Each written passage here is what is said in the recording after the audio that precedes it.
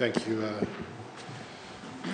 Mr. Speaker, I am delighted to kickstart the questions and answer sessions in this year's Parliament term.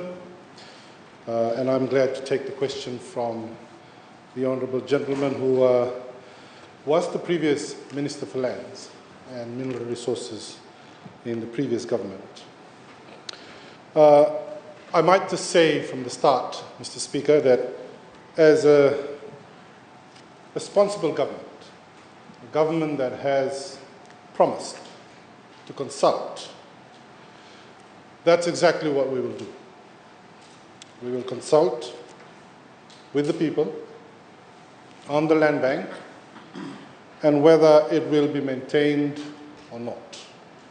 And I suppose that would apply to any other law that we may wish to develop, amend, or laws that we might even choose to repeal. But allow me, Mr. Speaker, to highlight a few features of the land bank as of the 31st of December of 2022. 82 leases had been issued under the land bank that came into effect under the Land Use Act of 2010. And this was at the inception on the 2nd of July of 2010. The land use unit presently, Mr. Speaker, is administering 66 leases. Some have expired out of the 82, and a couple have now been re-entered. Under the Land Use Act of 2010, a total of 10,080.42 hectares, equivalent to 24,988,000.26 acres of land, which is owned by 105 land-owning units, had now already been designated by the Prime Minister's office from 2011 to 2022.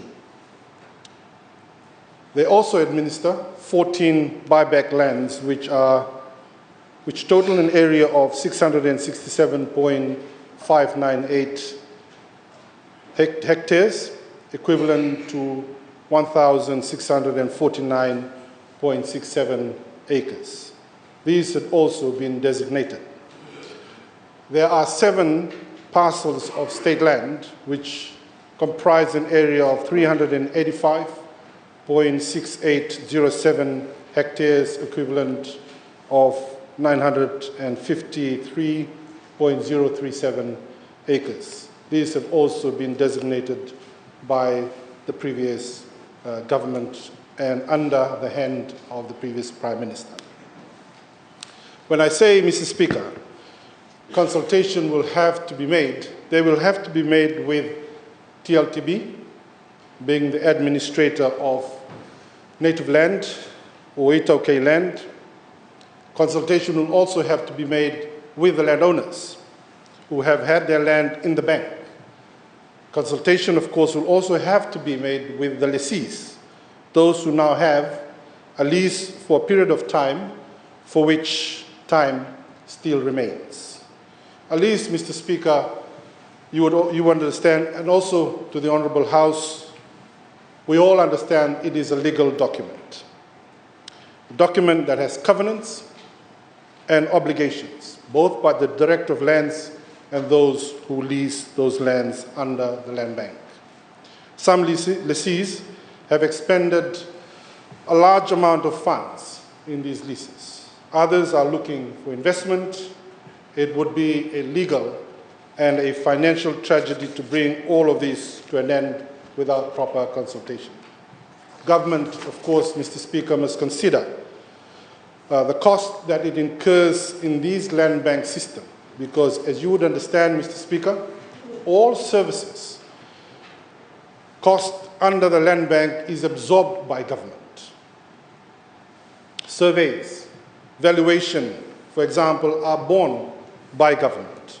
Since 2011, Mr. Speaker, until 2022-2023 budgetary year, $18.1 million have been spent by the Land Management Use Division of the Ministry.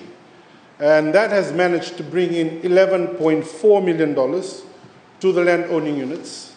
And they come by way of premium, ground rental, humanitarian needs or funds, and by way of royalties. I may add to that that all proceeds from these leases, Mr. Speaker, are given to the landowners and none are kept by government. In all of this, government has spent, as I mentioned, $18.1 million. The revenue that it gets has only amounted to $573,000, 430.63. Mr. Speaker, these then begs the question whether it is the role of the Lands Ministry to administer land other than state lands, which lands really ought to be administered by the TLTB. Mr. Speaker, laws are passed by Parliament. At least that's how laws are supposed to be passed. The Land Use Act 2010 was first introduced as a decree, and we all know how those decrees came to existence, without parliamentary debate and, of course, without public discourse. Mr. Speaker, you would see why we all find ourselves in this legal doldrum. In the past government, they passed laws without consultation. We, the coalition government, won't do that. We will consult, then we will act, then we will enact laws. We are in touch with the various land-owning units who have their land in the land bank, the lessees, and if there are any legal issues that need to be ironed out, we will do that and we will endeavor to do our best. So as a responsible government, Mr. Speaker, we will consult to determine whether the land bank should be maintained or removed, and if it is going to be removed, we are going to provide the transition of those leases under a special protected lease scheme to the TLTB under a bill necessary in Parliament, of course with consultation and with debate, to amend the Itauke Land Trust Act of 1940. Thank you, Mr. Speaker.